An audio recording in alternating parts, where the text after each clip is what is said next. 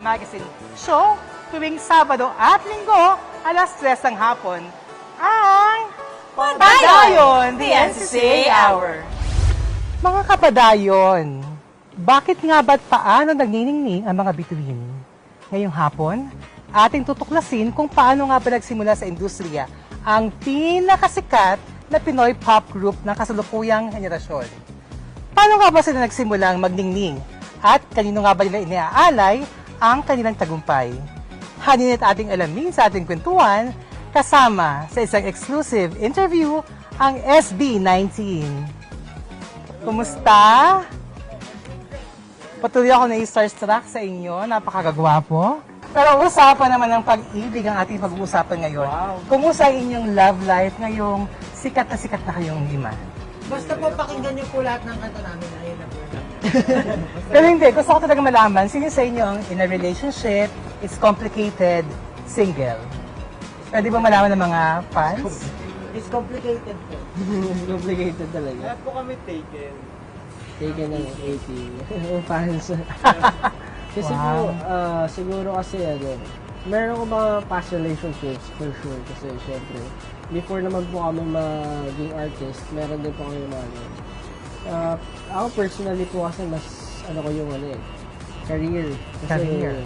life wasn't really good for me din po. Parang mula bata siguro medyo mahirap din yung mga pinagdaanan ko. Kaya parang nung medyo na in love stage ako, naisip ko ang dami rin masayang opportunities. Though hindi ko naman sinasabing masama siya. Siguro for me kasi parang kailangan ko pa mag-strive harder sa ibang bagay. Kumbaga, tinitake ko na itong opportunity na to para excel pa sa career at ibang dreams ko pa. Dumako naman tayo sa ating training at bago mabuo ang SB19, sino nga ba sina Pablo, Josh, Estelle, Ken at Justin? Isa-isahin natin kayong lima. Ako po, bago po ako mag-audition sa company po namin, ano lang po ako, student, tapos working student din po, tapos bukod po doon, sa school po namin, rin po ako, part din po ako ng dance group. Kasi parang yung tatlong po yun, yung parang, kailangan po mag-excel doon sa tatlo para po maging free yung tuition fee ko kasi scholar nga po ako ng school namin.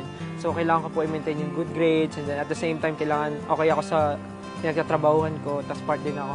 Tapos ayun po, nung naisip ko po na mag-join dito, medyo naisip ko na parang, kung itutuloy ko ba, kasi parang hindi naman okay na parang hindi ka naman kikita dito and parang pag nag-focus ka, may kailangan ka talagang bitawan.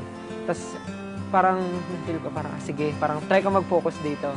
Tapos ayun, medyo during trainee days namin, wala naman po talaga kami kinikita, ganyan. Ako po kasi before po ako nahilig wala talagang background before sa performing masyado. Nagsimula po ito nung parang medyo yun nga po sabi ko kanina, life wasn't really good for me nung bata po ako na parang umiwalay pa ako sa family ko. Ano yung life wasn't very good? Kasi magulo po talaga yung family namin. Broken family, single parent mother ko, tapos parang stress, ganyan, lagi nag-aaway, kahit tatlo lang kami sa bahay. Doon di ako mahilig mga pag-aaway, pero kasi parang, siguro dala ng stress, madalas po din parang yung mama ko, mainit ulo dati, ganyan, tapos kapatid ko din. So, nagkataon na parang, ayun, napalayas kami, financial problems din kasi sabay-sabay lahat-lahat. Tapos ako, humiwalay ako, kailangan ko humiwalay, at the age of 15 humiwalay na ako. Tapos nagtrabaho ako kahit wala akong plano. Ganun. Tapos parang yun, naging siguro isang inspiration ko po yung parang nanonood ng mga nagpa-perform, ganyan. Naging inspiration ko yung music, ganyan. Doon ako mukha ng lakas ng loob before. Ako naman po, actually, simple lang po Parang normal na student lang po ako.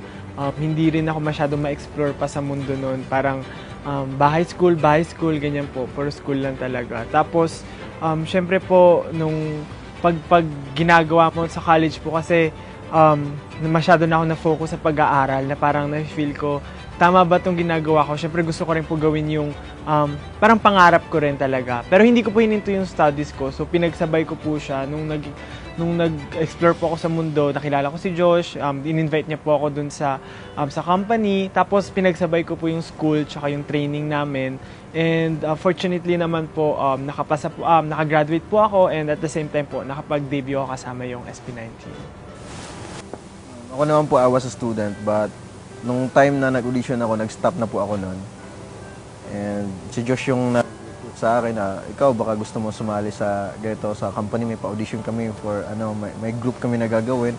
And I was really, intrigued po sa idea na magagawa doon ng pop group here in the Philippines. So, parang sobrang tagal na panahon daw, meron naman tayong mga pop groups na talaga dati. And then ngayon parang ni-revive lang po. So, parang sobrang tagal lang, sobrang laki ng gap.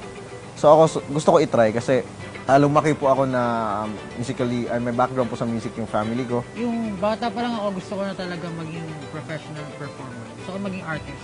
Actually, gusto ko maging solo artist. Tapos, yun po, hindi po practical talaga yung kumuha na, yung ganong path. Talagang mahirap mamuhay ng ganong path.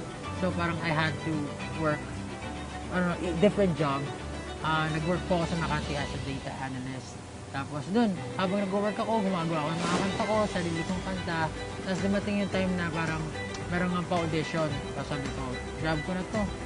Kasi gusto ko talaga maging artist. Tapos yun po, dumating, pinagsasabay ko yung work at training. Tapos, ginibigap ko na po yung work kasi hindi na kinakaya ng body ko. Talagang nagde-deteriorate yung health ko. Yung una, iniisip ko, akala ko solo artist ako. Kasi yun yung nasasabi sa akin eh. Hindi po dapat SB19 yung bubuo nila, parang mga performers talaga. Tapos, bigla akong sinali sa group. Pero, okay. Unfortunately, kasali siya dito.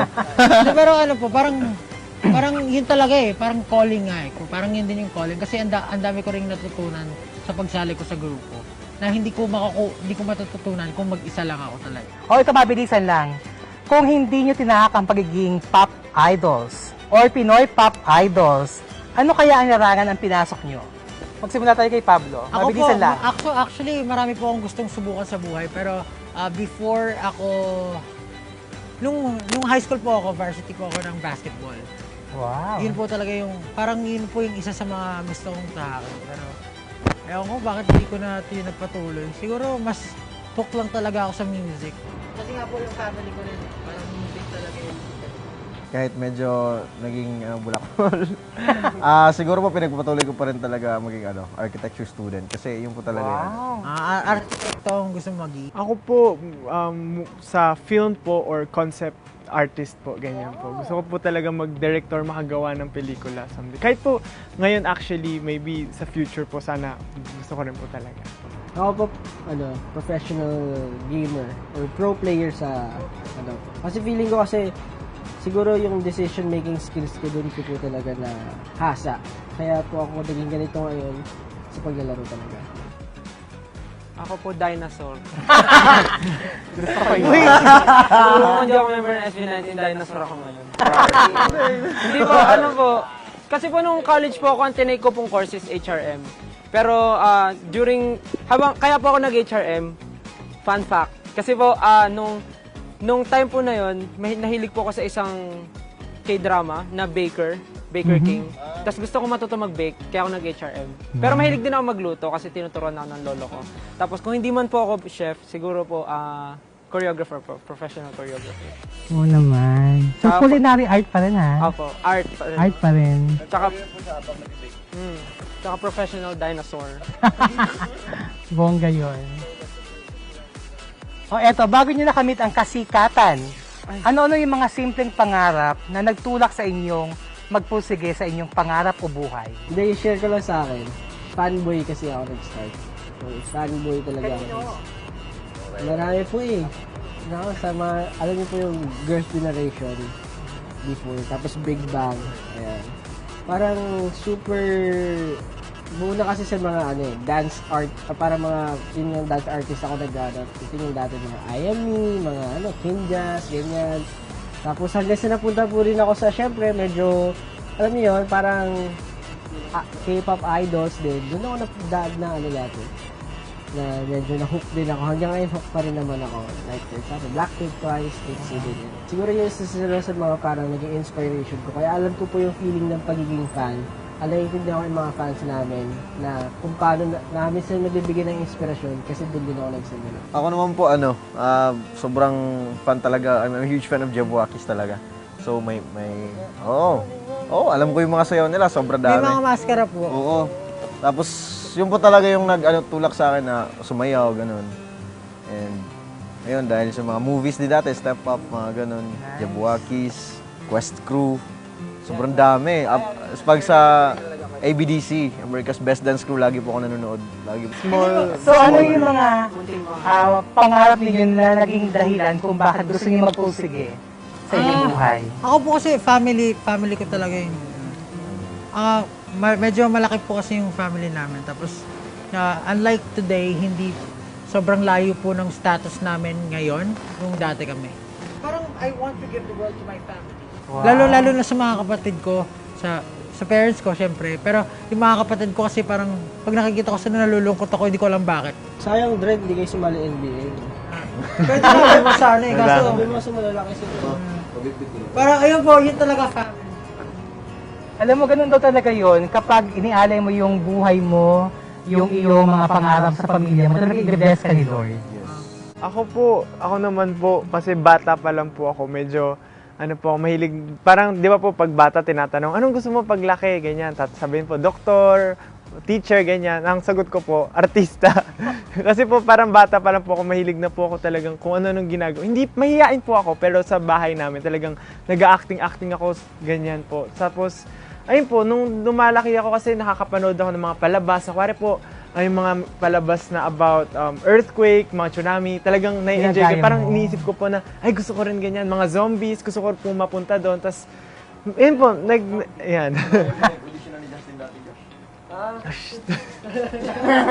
So, ayun po, Nag-audition mo siya sa mga iba't ibang ano dahil. Saan? Hindi ko nag-audition. I-share ko pa ba? Share mo. sige po. Ano po, nag-audition din po kasi sa, boy band PH dati. Opo, ganyan po. Kaso di siya nakuha. Unfortunately.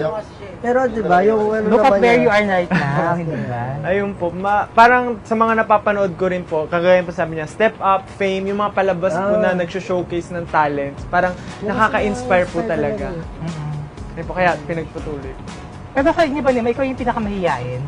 Opo. Parang Hindi po. Hala. Ow. baka sa simula.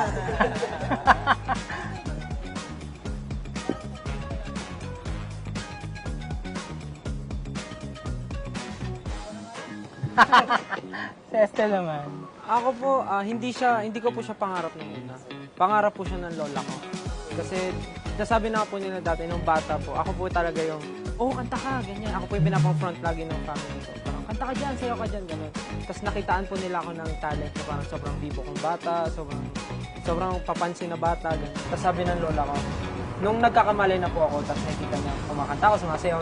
Lagi sinasabi ng lola ko, sana bago ako mamatay, makita kita sa TV. Lagi gano'n ng lola ko. Tapos dun po ako parang naisip ko, wala, ano bang gusto ng lola ko? Maging artista ako. Parang hindi naman po yun yung gusto kong tahakin. Pero may talent ako, pero hindi po talaga pag-artista yung iniisip ko dati.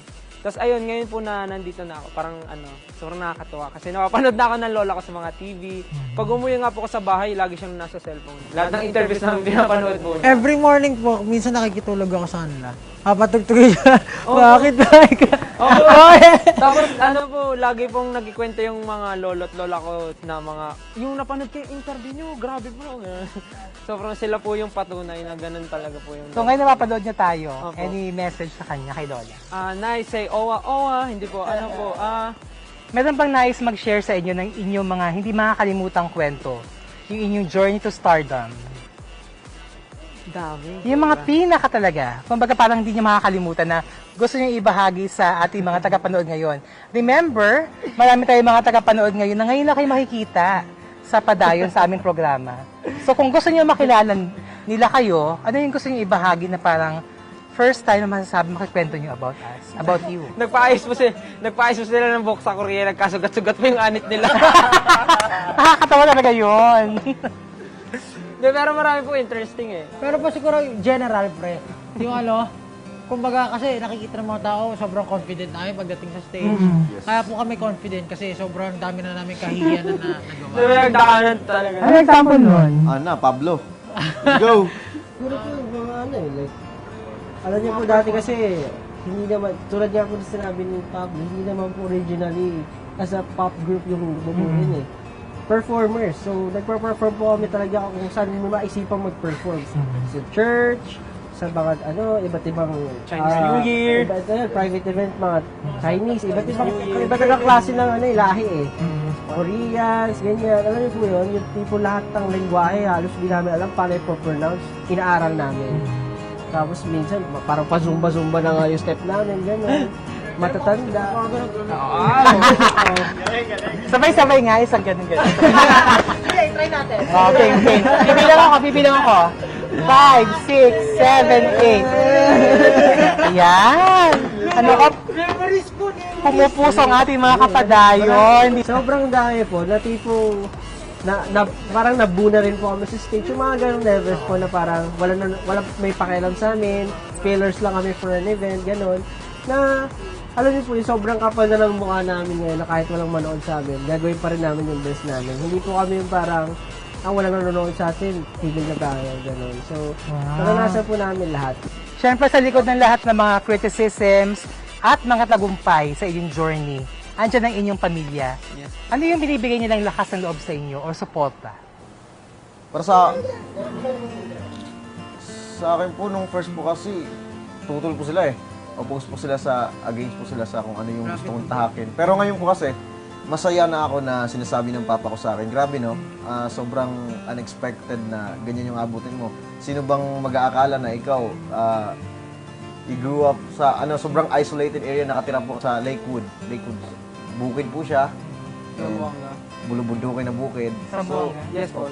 di ko akalain na mapunta ako dito, tapos mapupunta ako sa ganitong grupo. Siyempre, parents natin, talagang iniisip nila yung kapakanan mo. Parang, nung una, siyempre, wala kaming kinikita, pagod, buyat, tapos wala pang matutulong sa family. Siyempre, sabihin nila, parang, ano ba yan? Ano na mangyayari dyan? Ano na plano mo?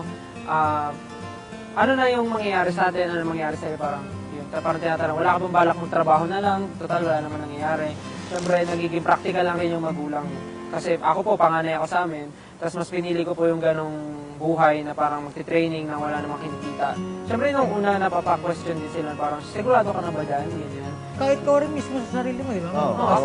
Ako din, syempre, kami din, mapag-question yung parang seryoso ba kami dito. Lalo na yung time na nagkaroon kami po ng munti kaming munti kaming hindi matuloy kasi nagkawatak-watak po kami na naisipan po mag-quit ng karamihan. Tapos ako po nag-stay.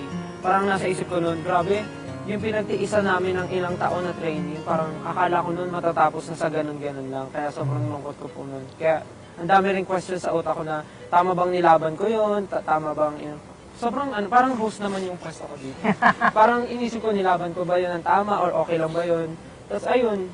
Tapos nung ngayon po na naging okay na, syempre, yung parents namin parang Really proud. Maalis na sa na proud sila and sobrang masaya sila na nilaban namin yung gusto namin. Okay.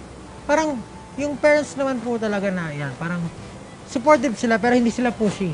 Pag alam nilang hindi practical or something na walang kasiguraduhan, kakwestiyonin po nila. Kasi syempre, yung welfare namin, yung gusto nilang parang iniisip nila.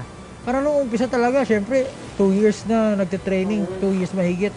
Tapos wala kang kinikita, tapos hingi ka pa ng hingi ng pera. Tapos sabihin mo, kasi kung may event kami, tapos nagtataka sila, puro kayo event pero wala ka namang kinikita. Parang gano'n. Yun po. Tapos, nung sumikat kami, syempre tuwang-tuwa pa rin po sila. Kahit na hindi sila totally talagang pinupush yung support nila na Ako po, actually, akin po, parang mas very supportive po yung family ko. Parang binibigay nila yung kung ano yung kailangan ko po during the training talaga. Siguro kasi po, dahil nag-aaral pa lang po ako nung training nun, parang wala pa po ako masyadong responsibility para sa family. Kumbaga, sinusupport lang po nila ako sa kung ano yung kaya ko, pwede kong gawin sa buhay. But, naalala ko po after graduation, Ano po, hindi naman po negative. Naalala ko lang po na sinabi sa akin ng mom ko na parang siguro kung hindi ka nagte-training habang nag-aaral, nakakuha ka ng cum laude. Kasi po yung nakuha ko po is parang honorable mention lang before cum laude po. So parang sinabi niya na siguro nakakuha ka ng cum laude. Parang gano'n po. Hindi naman po yun negative kasi gano'n talaga kayo mag-usap sa family. Parang pinag-uusapan namin yung mga possibilities and reality talaga. Ako naman po yung responsibility ko from before hanggang ngayon. Ano pa rin naman. Parang ako kasi never po talaga ako nakahingi ng something sa amin, ganyan. Mula bata ako na talaga sa sarili ko and everything, gumagawa akong paraan. May kanya-kanya kaming responsibilities din and feel ko naman po yun. Parang hindi naman nila ako sinabihan na, tigil mo na yan, ganyan, wala ka na. Siguro minsan, may mga times kasi nasamaan lang ng loob, ganyan. May nasasabi silang siguro ano. Tsaka yun po, recently lang din naman ako bumalik sa kanila nung mga time na training kami. Kasi matagal nga po akong humiwalay sa family ko.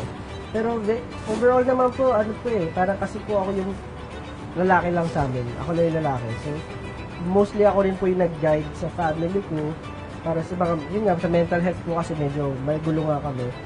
At the same time, ano naman po, parang wala naman pong serious matter about pursuing my dreams.